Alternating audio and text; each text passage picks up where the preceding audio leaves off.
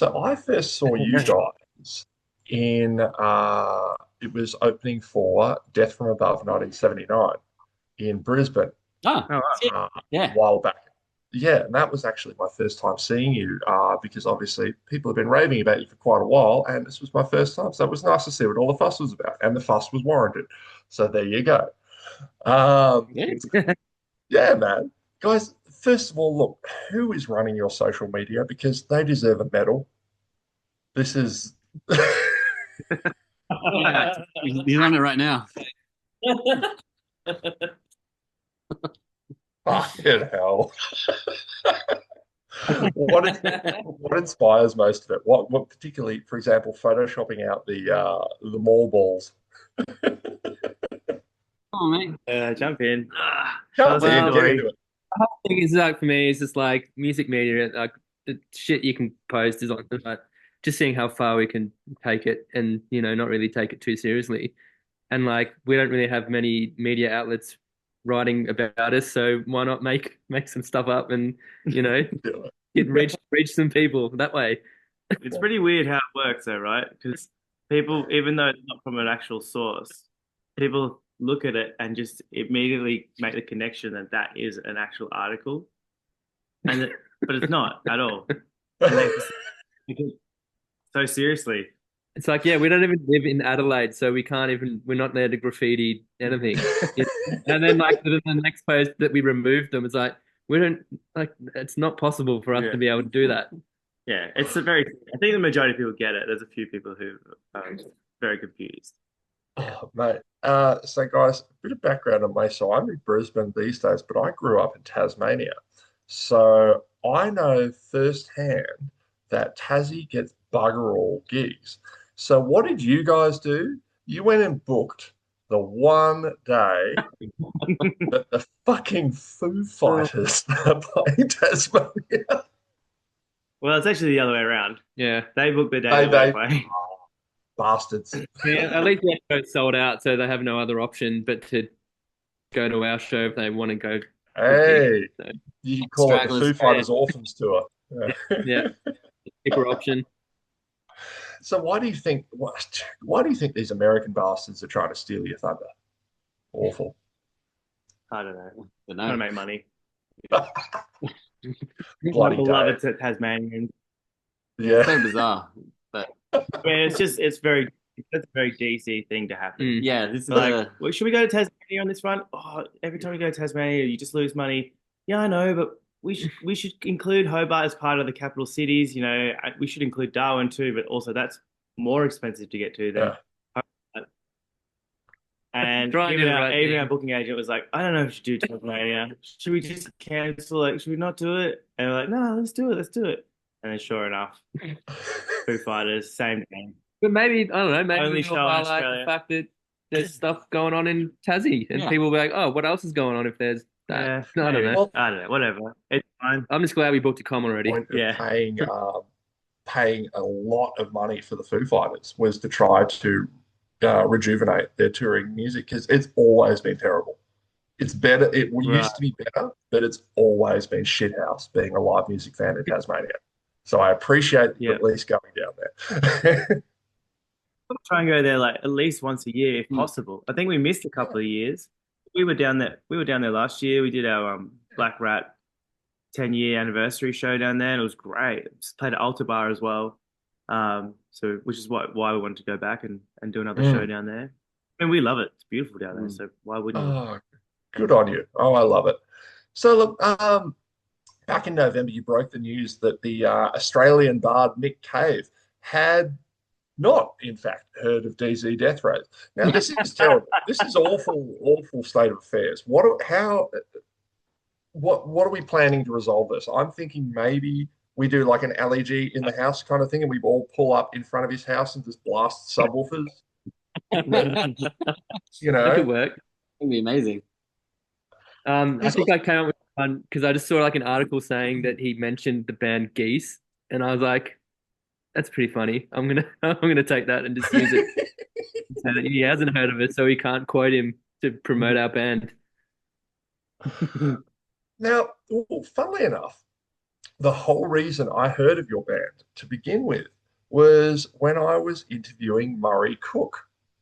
And I all of a sudden came across the video for Like People. I was like, this is terrific. And I got him talking about it in his most incredible way ever. You know, the way that he just talks like this, and it's just the nicest thing in the planet. Um, Mate, what was it like to work with Murray? And did you at any point get to play your guitar with Murray? Well, there's no guitars in the whole video that day. So we had stuff there, and then we ended up just wanting to do like air guitar and air drums. We thought that was kind of maybe a bit of a look. But yeah, Murray ended up joining us on stage at Splendor in the Grass. We played Highway to Hell together and Like People together. It was awesome. Probably a highlight of our career, really. And then we supported them when they did their over 18s show in Brizzy. No.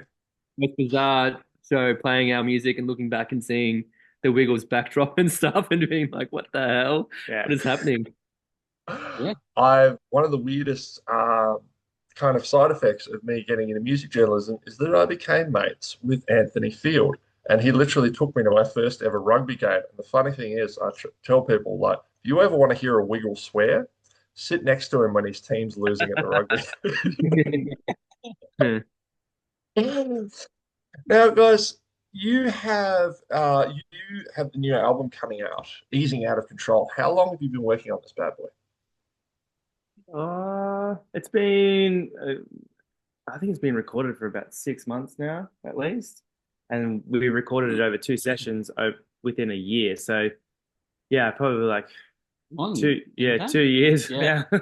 Yeah. We've had songs, yeah. Essentially, when we finished recording Riff, we just went straight in and started recording or like writing more songs. It's kind of the way we do it. As soon as you finish one thing, you just keep going to the next because you know that it's going to be about 2 years until the next record drops. But yeah, this originally we were just going to do an EP, and then we had a few more songs. So like, let's just make it into an album, and that's why it's a short, 10 songs. But there's going to be 2 EPs.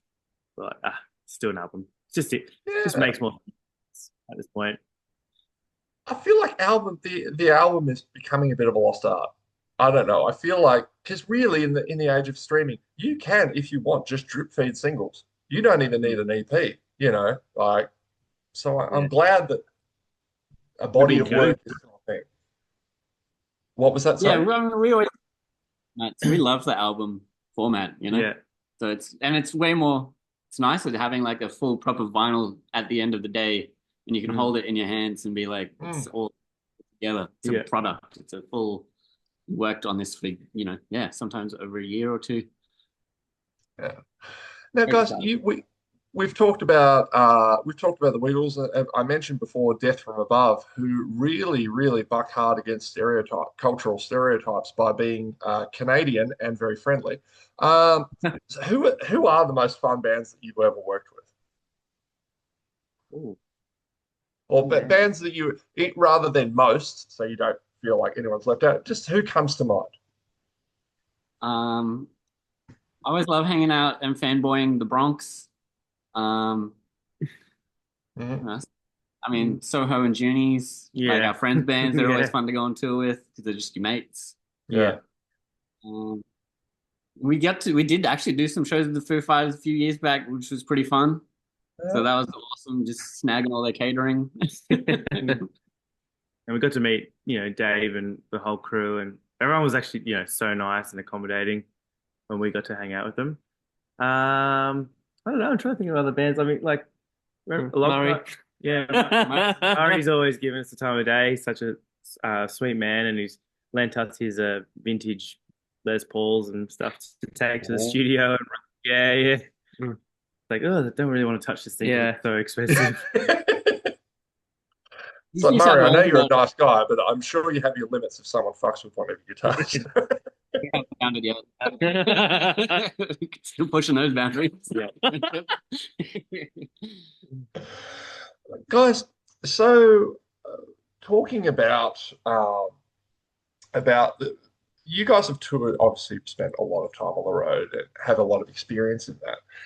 What advice would you give to younger bands for those moments when things start to go wrong and you're a long way from home, like how do you avoid losing your shit? How do you get back on track? The majority of problems can be fixed with money. If you have it. If you have money, that's the way out of a lot of issues. If not, there's always beers. Yeah. Beers at the bar. Don't for a take couple it- of laughs. And also, like, worst case scenario, you're overseas doing what you want, so it's not really that bad. Yeah. And like other bands would kill to be in your position, so just like take a step back and get some perspective and realize how lucky you are to do it. Always helps. I think mostly when we Oh. tour now, we just want to have fun. We just treat it like a holiday, really. Fair. Guys, this has been rad. Thank you very much for your time today. It's just following your socials is just a high point of my day. So thank you look, obviously these are pretty grim times, obviously with the news lately. So it's nice to have something that puts a smile on your face. So I really appreciate you guys. Thank you very much for your time, and I'm looking forward to seeing you in Brisbane. Thank you. Thanks, Thanks, Tom.